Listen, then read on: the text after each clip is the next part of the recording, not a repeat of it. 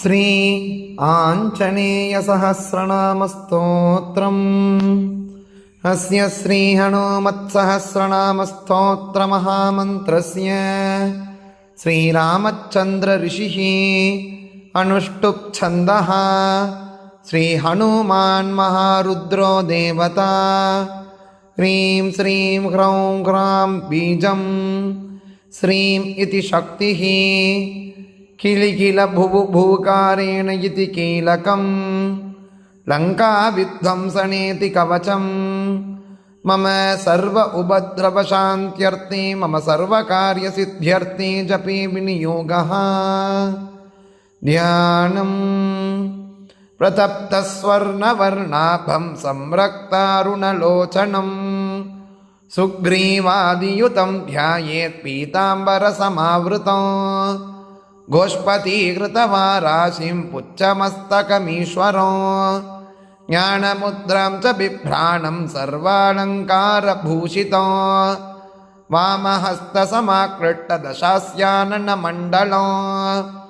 उद्यद्दक्षिणदोर्दण्डम् हनूमन्तं विचिन्तयेत् हनुमान् श्रीप्रदो वायुपुत्रो रुद्रोणयोजरः अमृत्युर्वीरवीरश्च ग्रामवासो जनाश्रयः धनदो निर्गुणाकारो वीरो निधिपतिर्मुनिः पिङ्गाक्षो वरदो वाग्मी सीताशोकविनाशनः शिवः सर्वः परो व्यक्तो व्यक्ताव्यक्तो धराधरः पिङ्गकेशः पिङ्गरोमा श्रुतिगम्यः सनातनः अनादिर्भगवान् दिव्यो विश्वकेतुर्नराश्रयः आरोग्यकर्ता विश्वेशो विश्वनाथो हरीश्वरः भर्गो रामो रामभक्तः कल्याणप्रकृतीश्वरः विश्वम्भरो विश्वमूर्तिः विश्वाकारोऽथ विश्वपः विश्वात्मा विश्वसेव्योऽथ विश्वो विश्वधरो रविः विश्वचेष्टो विश्वगम्यो विश्वध्येयः कलाधरः प्लवङ्गमः कपिश्रेष्ठो ज्येष्ठो वेद्यो वनेचरः बालो वृद्धो युवा तत्त्वं तत्त्वगम्यः सखाह्यजः अञ्जनासूनुरव्यग्रो ग्रामस्यान्तो धराधरः भूर्भुवः स्वर्महर्लोको जनो लोकस्तपोव्ययः सत्यमोङ्कारगम्यश्च प्रणवो व्यापकोमलः शिवधर्मप्रतिष्ठाता रामेष्टः फल्गुणप्रियः गोष्पदीकृतवारीशः पूर्णकामो धरापतिः रक्षोघ्नः पुण्डरीकाक्षः शरणागतवत्सलः जानकी प्राणधाता च रक्षः प्राणापहारकः पूर्णः सत्यः पीतवासा दिवाकरसमप्रभः द्रोणार्ता शक्तिनेता शक्तिराक्षसमारकः अक्षक्नो रामतूदश्च शाकिनी जीविताहरः बुभूकारः तारातिर्गर्वपर्वतमर्दनः हेतुश्च हेतुः प्रांशुश्च विश्वकर्ता जगद्गुरुः जगन्नाथो जगन्नेता जगदीशो जनेश्वरः जगत्सृतो हरिश्रीशो गरुडस्मयभञ्जकः पार्थध्वजो वायुपुत्रः सितपुच्छोमितप्रभुः ब्रह्मपुच्छः परब्रह्मपुच्छो रामेष्टकारकः सुग्रीवादियुतो ज्ञानी वानरो वानरेश्वरः कल्पस्थायी चिरञ्जीवी प्रसन्नश्च सदाशिवः सन्मतिः सद्गतिर्भुक्तिमुक्तिदः कीर्तिदायकः कीर्तिप्रदश्चैव समुद्रश्रीप्रतः शिवः उदधिक्रमणो देवः संसारभयनाशनः वालिबन्धनकृत् विश्वजेता विश्वप्रतिष्ठितः लङ्कारिः कालपुरुषो लङ्केशगृगभञ्जनः भूतावासो वासुदेवो वसुस्त्रिभुवनेश्वरः श्रीरामरूपकृष्णस्तु लङ्काप्रासादभञ्जनः कृष्णस्तु दशान्तः शान्तिदो विश्वभावनः विश्वभोक्ता तमारत्नो ब्रह्मचारी जितेन्द्रियः ऊर्ध्वगोलाङ्गुलीमाली लाङ्गूलाहत राक्षसः समीरतनुजो वीरो वीरमारो जयप्रदः जगन्मङ्गलदः पुण्यश्रवणकीर्तनः पुण्यकीर्तिः पुण्यगीतिः जगत्पावनपावनः देवेशोऽमितरो मातरामभक्तविधायकः ध्याताध्येयो जगत्साक्षी चेता चैतन्यविग्रहः ज्ञानदः प्राणो जगत्प्राणसमीरणः विभीषणप्रियः शूरः पिप्पलाश्रयसिद्धितः सिद्धः सिद्धाश्रयः कालः कालभक्षकपूजितः लङ्केशनिधनस्थायी लङ्कादाहक ईश्वरः चन्द्रसूर्याग्निनेत्रश्च कालाग्निप्रलयान्तकः कपिलः कपिशः पुण्यरातिर्द्वादशराशिकः सर्वाश्रयो प्रमेयात्मा रेवत्यादिनिवारकः लक्ष्मणप्राणधाता च सीताजीवनहेतुकः रामध्यायी ऋषिकेशो विष्णुभक्तो जटिबली देवारिदर्पगा होता धाता कर्ता जगत्प्रभुः नगरग्रामपालश्च शुद्धो बुद्धो निरन्तरः निरञ्जनो निर्विकल्पो गुणातीतो भयङ्करः हनुमान्चतुराराध्यस्तपःसाध्यो मगेश्वरः जानकी गणशोकोत्थतापहर्ता पराशरः वाङ्मयः सदसद्रूपः कारणं प्रकृतेः परः भाग्यदो निर्मलो नेता पुच्छलङ्काविदाहकः पुच्छबद्धो यातु धानरिपुश्रियः छायापहारी भूतेशो लोकेशः सद्गतिप्रदः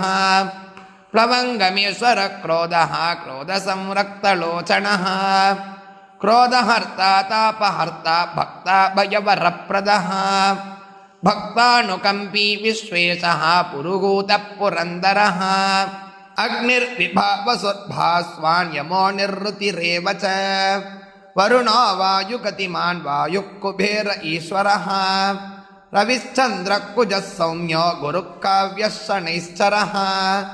राहुकेतुर्मरुद्धाता धाता अर्ता समीरजः मशकीकृतनिवारिगी दैत्यारिमधुसूदनः कामः कपिः कामपालः कपिलो विश्वजीवनः भागीरथीपदाम्बोजः सेतुबन्धविशारदः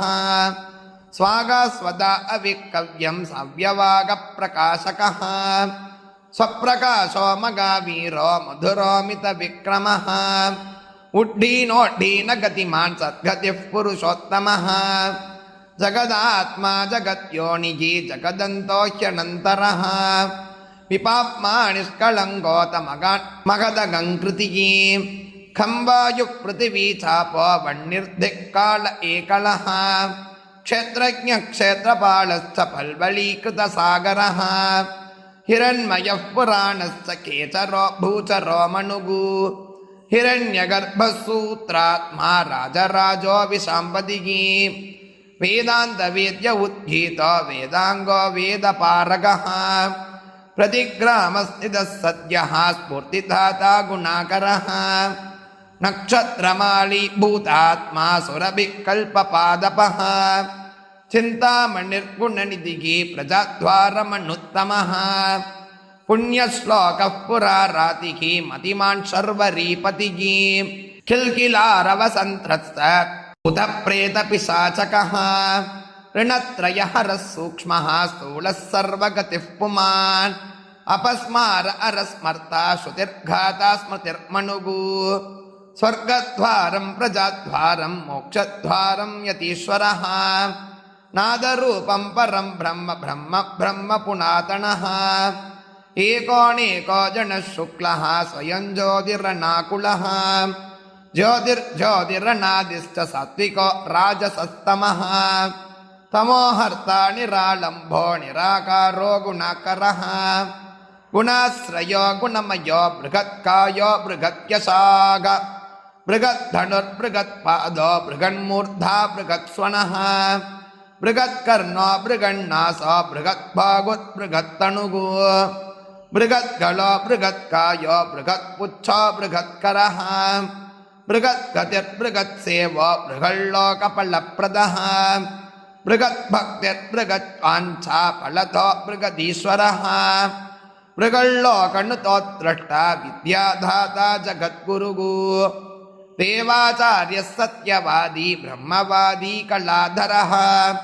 सप्तपाताळगामी च मलयाचलसंश्रयः उत्तराचस्थितः श्रीशो दिव्यौषधिवशः खगः शाखामृगः कपीन्द्रोत पुराणप्राणचञ्चुरः चतुरो ब्राह्मणो योगी योगिगम्यः परोवरः अनादिनिधनो व्यासो वैकुण्ठपृथिवीपतिः अपराजितो जितारातिः सदानन्दद ईशिता गोपालो गोपतिर्योद्धा कलिस्पालः परात्परः मनोवेगी सदा योगी संसारभयनाशनः तत्त्वदाता तत्त्वज्ञस्तत्त्वं तत्त्वप्रकाशकः शुद्धो बुद्धो नित्ययुक्तो भक्ताकारो जगत्रतः प्रलयोऽमितमायश्च मायातीतो विमत्सरः मायानिर्जितरक्षाश्च मायानिर्मितविष्टपः मायाश्रयश्च निर्लेपो मायानिर्वर्तकः सुखी सुखं सुखप्रदो नागो महेशकृतसंस्तवः महेश्वरः सत्यसन्धः शरभः कलिपावनः रसो रसज्ञः सन्मानो रूपं चक्षुश्रुतिरवः घ्राणं गन्धस्पर्शनं च स्पर्शो हिङ्कारमानगः नेदि नेदि दिगम्यश्च वैकुण्ठभजनप्रियः गिरिशो गिरिजाकान्तो दुर्वासा कविरङ्गिराग भृगुर्वसिष्ठश्च वनो नारदस्तुम्बुरुरः विश्वक्षेत्रं विश्वबीजं विश्वनेत्रं च विश्वपः याजको यजमानश्च पावकः पितरस्तथा श्रद्धा बुद्धिक्षमात्तन्त्र मन्त्रो मन्त्रयितासुरः राजेन्द्रो भूपतिरूढो माली संसारसारथिः नित्यः सम्पूर्णकामश्च भक्तकामदुःखोत्तमः गणपः केशवो भ्राता पिता माता मारुतिः सहस्रमूर्धा सहस्रास्यः सहस्राक्षः सहस्रपात् कामजित् कामदगणः कामः काम्यफलप्रदः मुद्रोपहारी रक्षोघ्नः क्षितिभार अरोबलः नखद्रष्टायुधो विष्णुभक्तो भक्ताभयप्रदः दर्पः दर्पदोद्दंष्ट्रा शतमूर्तिरमूर्तिमान् महानिधिर्मगा भोगो महाभर्गो महद्दितः महाकारो मघायोगी महातेजा मघाद्युतिः महाकर्मा मगानादो महामन्त्रो मगामतिः महाशमो मगोद्धारो महादेवात्मको विभुः रुद्रकर्मा क्रूरकर्मा रत्ननाभकृतागमः अम्बोधिलङ्घनः सिद्धः सत्यधर्मा प्रमोदनः चिदामित्रो जयः सोमो विजयो वायुवाहनः जीवो दाता सहस्रांशुगो मुकुन्दो भूरिदक्षिणः सिद्धार्थः सिद्धिदः सिद्धः सङ्कल्पः सिद्धिहेतुकः सप्तपातालचरणः सप्तर्षिगणवन्दितः सप्ताब्धिलङ्कनो वीरः सप्तद्वीपोरुमण्डलः सप्ताङ्गराज्यसुखदः सप्तमातृनिसेवितः सप्तलोकैकमकुटः सप्तहोत्रस्वराश्रयः सप्तसामोपगीतश्च सप्तपातालसंश्रयः सप्तश्चन्दोनिधिः सप्तश्चन्दः सप्तजनाश्रयः मेधादः कीर्तिदः शोकहारी दौर्भाग्यनाशनः सर्ववश्यकरो गर्भदोषः पुत्रपौत्रदः प्रतिवादिमुखस्तम्भो रुष्टुचित्तप्रसाधनः पराभिचारशमनो दुःखः बन्धमोक्षदः नवद्वारपुराधारो नवद्वारनिकेतनः नरनारायणस्तुत्यो नवनाथमहेश्वरः मेखलीकवची खड्गी भ्राजिष्णुसारथिः बहुयोजनविस्तीर्णपुच्छः पुच्छ अतासुरः ದುಷ್ಟಹಂತ ನಿಯಮಿತ ಪಿಶಾಚಕ್ರಗಶಾತನಃ ಬಾಲಗ್ರಗವಿನಾಶೀ ಚ ಧರ್ಮನೇತಾ ಕೃಪಾಕರಃ ಉಗ್ರಕೃತ್ಯಶ್ಚಕ್ರವೇಗ ಉಗ್ರನೇತ್ರ ಶತಕ್ರದುಃ ಶತಮನ್ಯುಸ್ತುತಸ್ತುತ್ಯಃ ಸ್ತುತಿಸ್ತೋತಾಮಖಬಲಃ ಸಮಗ್ರಗುಣಶಾಲೀ ಚ ವ್ಯಘ್ರೋ ರಕ್ಷೋ ವಿನಾಶನಃ ರಕ್ಷೋಗ್ನಿಧಾವೋ ಬ್ರಹ್ಮೇಶಃ ಶ್ರೀಧರೋ ಭಕ್ತವತ್ಸಲಃ ಮೇಘನಾಥೋ ಮೇಘರೂಪೋ ಮೇಘವೃಷ್ಟಿನಿವಾರಣಃ ಮೇಘಜೀವನಗೇತುಶ್ಚ ಮೇಘಶ್ಯಾಮಪರಾन्तಕಃ ಸಮೀರತನಯೋದ್ಧಾತ ತತ್ವವಿದ್ಯಾವಿಶಾರದಃ ಅಮೋಘೋ ಅಮೋಘವೃಷ್ಟಿಶ್ಚಾದ್ಭೀಷ್ಟದೋ ನಿಷ್ಟನಾಶನಃ ಅರ್ಥೋನರ್ಥಾಪಹಾರೀ ಚ ಸಮರ್ಥೋ ರಾಮಸೇವಕಃ ಅರ್ಥೀದನ್ಯೋಸುರಾರಾತಿಃ ಪುಂಡರೀಕಾಕ್ಷ ಆತ್ಮಭೂಗ ಸಂಕರ್ಷಣೋ ವಿಶುದ್ಧಾತ್ಮ ವಿದ್ಯಾರಾಶಿಸುರೇಶ್ವರಃ ಅಚಳೋದ್ಧಾರಕೋ ನಿತ್ಯಃ ಸೇತುಕೃದ್ರಾಮಸಾರಥಿಃ ಆನಂದಃ ಪರಮಾನಂದೋ ಮತ್ಸ್ಯಕೂರ್ಮೋ ನಿಧಿಶಯಃ ಪರಾಗೋ ನಾರಸಿಂಹಶ್ಚ ವಾಮನೋ ಜಮದಗ್ನಿಜಃ ರಾಮಕೃಷ್ಣ ಶಿವೋ ಬುದ್ಧಃ ಕಲ್ಕಿ ರಾಮಾಶ್ರಯೋ ಅರಿಗಿ ನಂದಿ ಭೃಂಗಿ ಚ ಚಂಡೀ ಚ ಗಣೇಶೋ ಗಣಸೇವಿತಃ ಕರ್ಮಾಧ್ಯಕ್ಷ ಸುರಾರಾಮೋ ವಿಶ್ರಾಮೋ ಜಗತೀಪತಿಃ ಜಗನ್ನಾಥಃ ಕಪೀಶಶ್ಚ ಸರ್ವಾವಾಸಃ ಸದಾಶ್ರಯಃ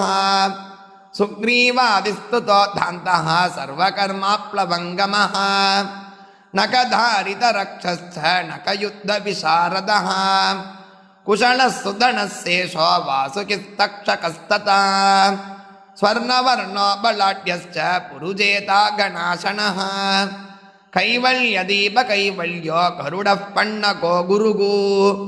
ಕ್ಲೀಕ್ಲೀರಾವಹತಾರಾತಿ ಗರ್ಭಪರ್ವತಭೇದನಃ ವಜ್ರಾಂಗೋ ವಜ್ರವಕ್ತ್ರಶ್ಚ ಭಕ್ತವಜ್ರನಿವಾರಕಃ ನಖಾಯುಧೋ ಮಣಿಗ್ರೀವೋ ಜ್ವಾಲಾಮಾಣೀ ಚ ಭಾಸ್ಕರಃ ಪ್ರೌಢಪ್ರತಾಪಸ್ತಪನೋ ಭಕ್ತತಾಪನಿವಾರಕಃ ಶರಣಂ ಜೀವನಂ ಭೋಕ್ತಾ ನಾನಾಚೇಷ್ಟೋತ ಚಂಚಲಃ ಸ್ವಸ್ಥಸ್ವಸ್ವಾದ್ಯಃ ದುಃಖ ಸಾಧನಃ ಪವನಾತ್ಮಜಃ ಪವನಃ ಪಾವನಃ ಕಾಂತೋ ಭಕ್ತಾಂಗಃ ಸಗಣೋ ಬಣಃ ಮೇಘನಾದರಿಪುರ್ಮೇಘನಾದ ಸಂಹೃತ ರಾಕ್ಷಸಃ ಕ್ಷರೋಕ್ಷರೋ ವಿನೀತಾತ್ಮ ವಾನರೇಶಃ ಸದಾಂಗತಿಃ ಶ್ರೀಕಂಠಸ್ಥಿತಿಕಂಠಶ್ಚ ಸಹಾಯಃ ಸಹ ನಾಯಕಃ ಅಸ್ತೂಳಸ್ತನುರ್ಭೋರ್ಗೋ ದೇವಃ ಸಂಸ್ತುತಿನಾಶನಃ ಅಧ್ಯಾತ್ಮವಿದ್ಯಾಸಾರಶ್ಚಾಪ್ಯಧ್ಯಾತ್ಮಕುಶಲಃ ಸುಧೀಃ